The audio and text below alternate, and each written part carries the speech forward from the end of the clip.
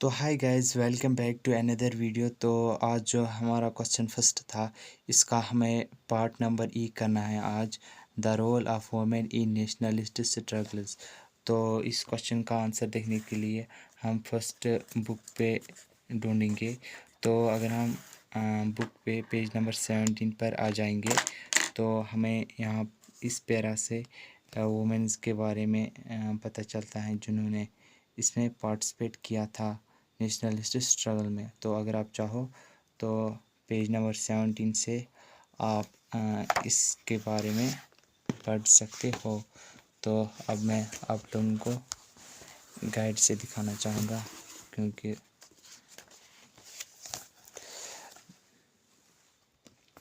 एक certified guide है तो इसलिए मैं दिखा रहा हूँ।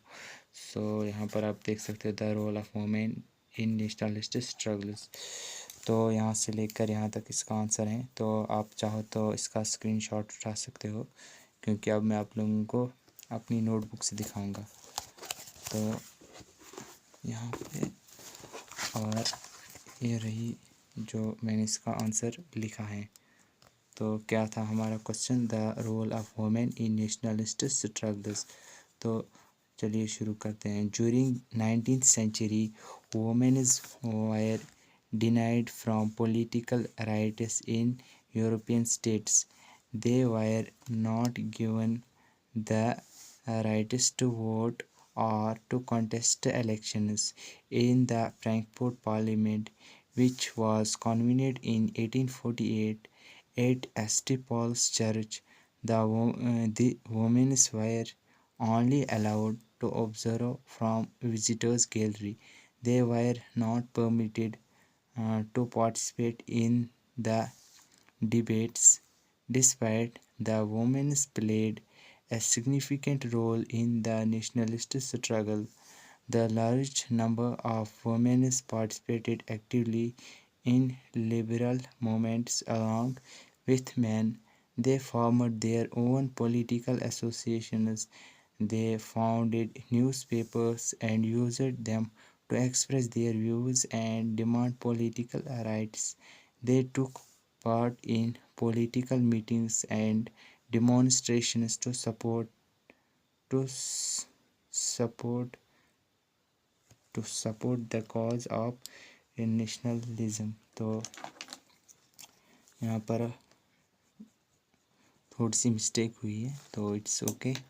तो चलिए अब हम इसको थोड़ा सा एक्सप्लेन करते हैं।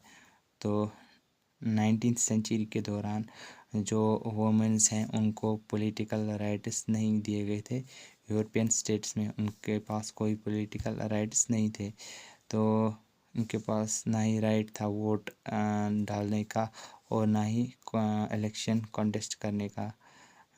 जैसे कि कोई होता है कोई एमएलए के लिए, वो सब उसके लिए कोई वुमेन पार्टिसिपेट नहीं कर सकती थी।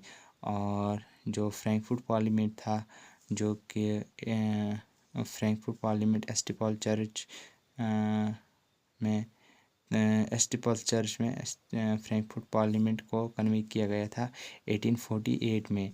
तो वहाँ पे जो वुमेन्स हैं उनको अलाउ किया गया, लेकिन ऑब्जर्वर्स विजिटर्स की गैलरी में, मतलब जो वुमेन्स थी उनको पार्टिसिपेट नहीं करने दिया गया था डिस्प्यूट्स में। तो उन्हें जो है सिर्फ अलाउ किया गया था देखने के लिए। They were not permitted to participate in debates. तो इनको डिबेट में अलाउ नहीं किया गया था।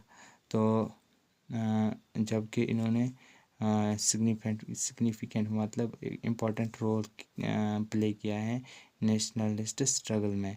तो बहुत the large number of women participated actively in liberal movements along with man. तो बहुत तादाद में जो वुमेन्स हैं तो इन्होंने पार्टिसिपेट किया था मेल्स के साथ लिबरल मूवमेंट्स में।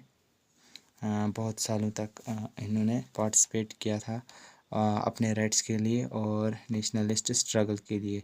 तो इन्होंने अपनी पॉलिटिकल एसोसिएशंस बनाई थी और न्यूज़पेपर्स में जो हैं ये अपने ओपिनियंस देते थे, व्यूज़ देते थे, और अपने जो डिमांड हैं पॉलिटिकल राइट्स के वो हाईलाइट्स करते थे।